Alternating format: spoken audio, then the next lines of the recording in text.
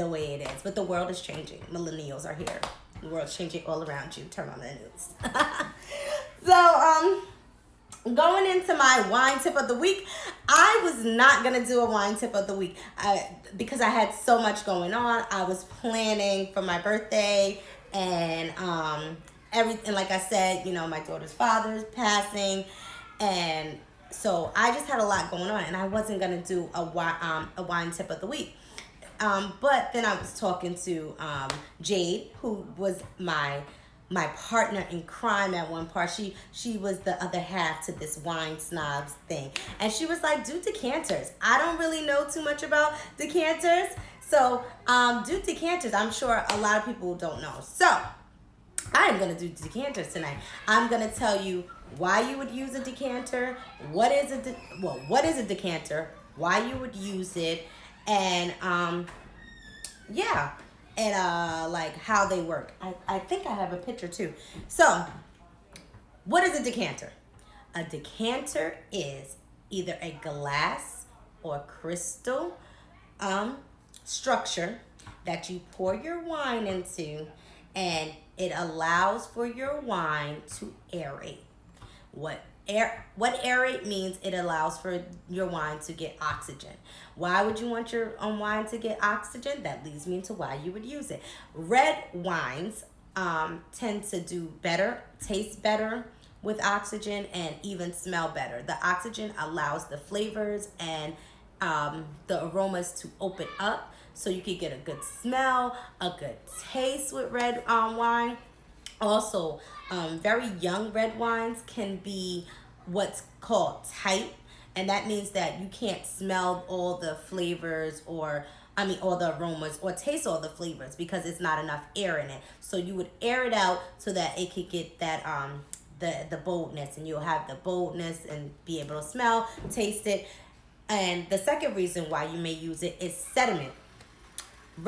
Older red wines like Bordeaux's and old ports, as they age, the sediment, they start to get sediment. And natural wines tend to have sediment depending on who made them.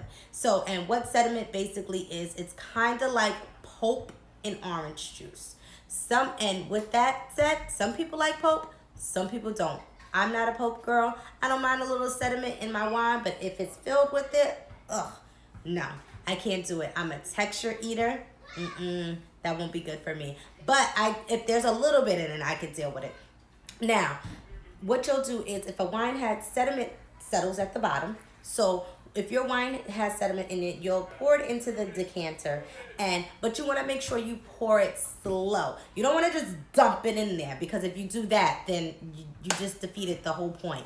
Wine, you completely defeated the whole point. Wine, all the sediment will get into the decanter. So you want to pour it slow. And even when you're doing it with red wine that doesn't have any sediment, you want to pour it slow and make sure that it's hitting the outside walls of the decanter, because that allows for more air to open up, and you get more air in it. Now, how long would you put something in a decanter? Anywhere from 15 to 3 hours is the recommended. I got this from Wine Filing, but I think 3 hours is a long time to decant a wine, unless it's a very high tannin, bold wine. I think but normally bold wines, red wines, you only need 1 to 2 hours for it to decanter, and other wines, like if you're going to do a cheap wine, because maybe you bought a supermarket wine and you don't want nobody to know that you bought a supermarket wine, you pour it in a decanter so they don't know. Because a lot of times, even those quote-unquote cheap wines are pretty good. Like, I love Trader Joe's supermarket wines. I think they have some of the best supermarket wines out there, but some people like to stick their nose up at things, so you pour it in a decanter and nobody will ever know. But for wines like that, you want to do 20 minutes, no more than 20 minutes, because like I said earlier, with cheaper wines, they tend to have more sugar and additives in it, and you don't want it to get too much air, because then that can cause it to go through oxidation, which is when it has too much air and it goes bad. And decanters are normally used for red wines. You don't want to. Most people don't use decanters for white wine unless it's a bold, bold white wine, like very, very bold. And you can use decanters for champagne, which I thought was cool because I never even thought of using it for that. It helps, but you have to get a special. There's a special champagne decanter, and you put it in there because you don't want the champagne to lose its bubbles. But if you want some of the fizz gone, get a special decanter. I know some people who don't like champagne because they don't like all the bubbles, and bubbles can, let's be honest, bubbles can be a little bit gassy and cause gas.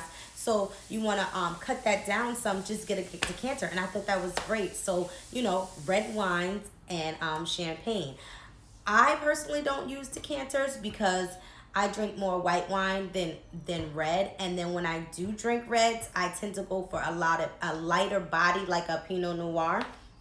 So, yeah, and Pinot Noirs don't really need to decanter that much. They don't have such high tannins as, say, like a Shiraz or like a big full body cab. So they don't need to decanter as much as one of those reds. So I don't use a decanter, and plus I think if you swirl it a little bit, give it a little swirl, let it sit, swirl it a little bit more, you'll be good.